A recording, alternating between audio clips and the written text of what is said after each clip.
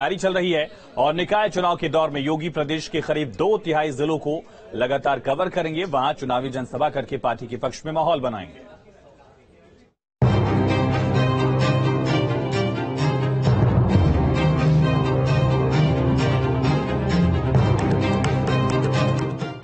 निकाय चुनाव प्रचार अभियान का आगाज मुख्यमंत्री योगी आदित्यनाथ पश्चिमी यूपी से करेंगे।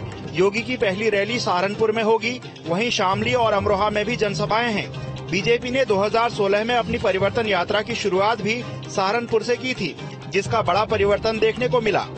जिस मैदान से कल माननीय मुख्यमंत्री जी निकाय चुनाव की रणभेरी का आगाज करेंगे, ये वही मैदान है जहां से 2016 में भारतीय जनता पार्टी ने परिवर्तन यात्रा की शुभारंभ किया था और 2016 की प्रारंभ हुई परिवर्तन यात्रा निरंतर 2023 तक लगातार सतत रूप से जारी है।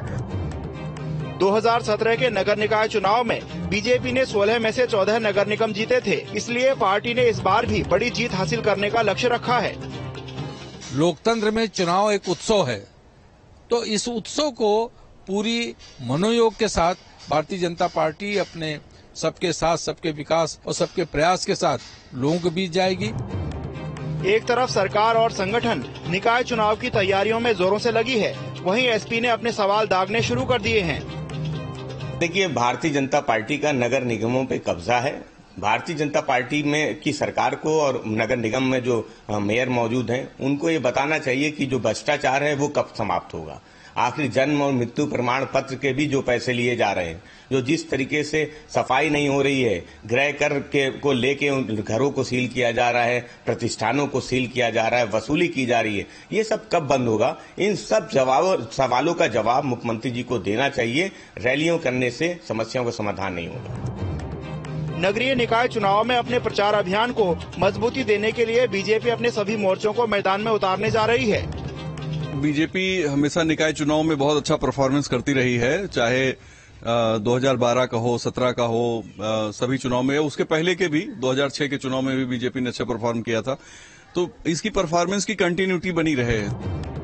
बता दें कि सीएम योगी बीजेपी के टॉप स्टार प्रचारकों में से एक हैं, इसलिए सीएम ने नवंबर-दिसंबर में ही सभी 17 नगर निगमों में प्रबुद्ध सम्मेलन के जरिए चुनावी जमीन तलाशने की कवायद शुरू कर दी थी। कल से उत्तर प्रदेश में निकाय चुनाव की असल रणभेरी शुरू होने जा रही है। मुख्यमंत्री योगी आदित्यनाथ पश्चिमी उत्तर प्रदेश से निकाय चुनाव प्रचार की शुरुआत करने जा रहे हैं।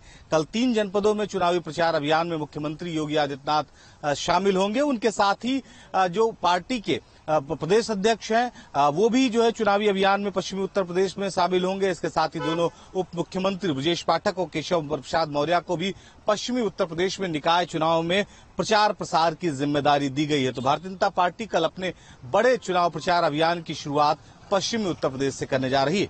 लखनऊ से वीडियो सूफी खान के साथ निखिल शर्मा, न्यूज स्टेट उत्तर प्रदेश।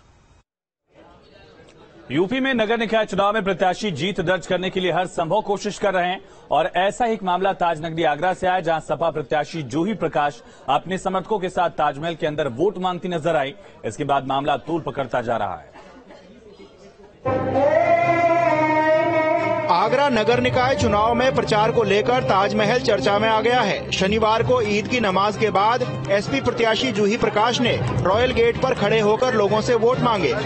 नगर निकाय चुनाव को लेकर हर पार्टी जोर शोर से चुनावी मैदान में है और हर पार्टी चाहती है कि जीत का परचम उसके सिर पर लहराए, और यही वजह है कि तमाम पार्टियां ऐसी हैं जो घर घर जाकर लोगों के साथ प्रचार कर रही हैं। लेकिन आगरा में समाजवादी पार्टी ने कुछ ऐसा कर दिया कि उसके ऊपर तमाम आरोप लगने लगे। जी हां, हम बात कर रहे हैं ताजमहल परिसर में ईद की नमाज की। ताजमहल परिसर में किसी भी प्रकार की कोई भी राजनीतिक गतिविधि पर प्रतिबंध है। सुप्रीम कोर्ट के आदेश है कि वहां पर किसी भी प्रकार का प्रचार प्रसार नहीं किया जा सकता है।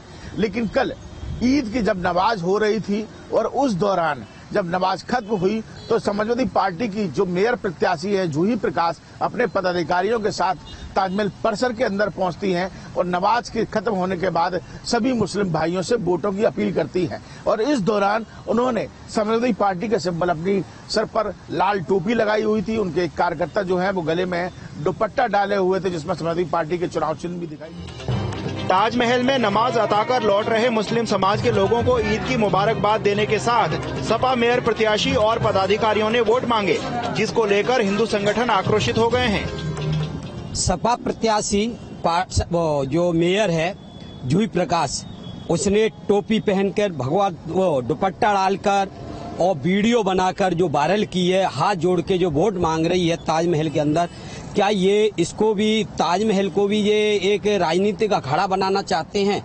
इसका राष्ट्रीय हिंदू परिषद पूरी तरह जोर और इसका विरोध करता है। अगर इनके खिलाफ एफआईआर दर्ज नहीं हुई और इनका जो पर्चा है वो खारिज नहीं हुआ तो राष्ट्रीय हिंदू परिषद भारत रोड पर उतरकर उग्र आंदोलन करेगा। उधर एसपी प्रत्याशी जूही प्रकाश ने सफाई दी है कि वो लोगों को ईद की मुबारकबाद देने के लिए गई थी। इस वीडियो के बारे में इतना कहना चाहती हूँ कि वो वीडियो है उसको फालतू मुद्दा बनाया जा रहा है। उस वीडियो का कोई मतलब नहीं है मुद्दा बनाने का।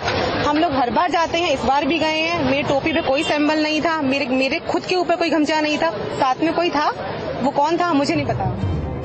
बता दें कि ताजमहल के अंदर सुप्रीम कोर्ट की गाइडलाइन के चलते किसी भी तरह का प्रचार वर्जित है, लेकिन निकाय चुनाव में प्रत्याशी नियम तोड़ने से बाज नहीं आ रहे हैं। हालांकि एएसआई के अधिकारी कैमरे के सामने अभी नहीं आए हैं, लेकिन उन्होंने इस बात को कहा है कि पूरे मामले की जांच की जा रही है और उसके बाद इस पर मुकदमा लिखा जाएगा। तो कहीं ना कहीं समाजवादी पार्टी की जो प्रत्याशी है जूही प्रकाश, उनके ऊपर एक बड़ा संकट खड़ा हुआ है, क्योंकि ईद की नमाज के दौरान उन्होंने ताजमहल परिसर में जो कुछ भी किया वो तस्वीरें अब लगातार वायरल हो रही हैं और अब उनके ऊपर एक बड़ा संकट है, क्योंकि जो ताजमहल पर सुप्रीम कोर्ट की गाइडलाइंस है उनका उल्लंघन करती वो साफ नजर आ रही हैं। वीडियो जर्नलिस्ट मनोज के साथ आगरा से विनीत दुबे, न्यूज उत्तर प्रदेश। और प्रयागराज में निकाय चुनाव को लेकर डिप्टी सीएम केशव प्रसाद मौर्य ने प्रेस कॉन्फ्रेंस की। इस दौरान उन्होंने निकाय चुनाव में पार्टी की जीत का दावा किया और साथ ही 2024 में भी लोकसभा चुनाव में पार्टी की जीत का दावा किया है। तो बीजेपी का मिशन नगर निकाय चुनाव और इसी को लेकर आज प्रेस कॉन्फ्रेंस की है केशव प्रसाद मौर्य ने। तस्वीरें आप देख रहे हैं, रीता बहुगुणा जोशी भी तस्वीरों में आप देख सकते हैं, वो भी मौजूद हैं।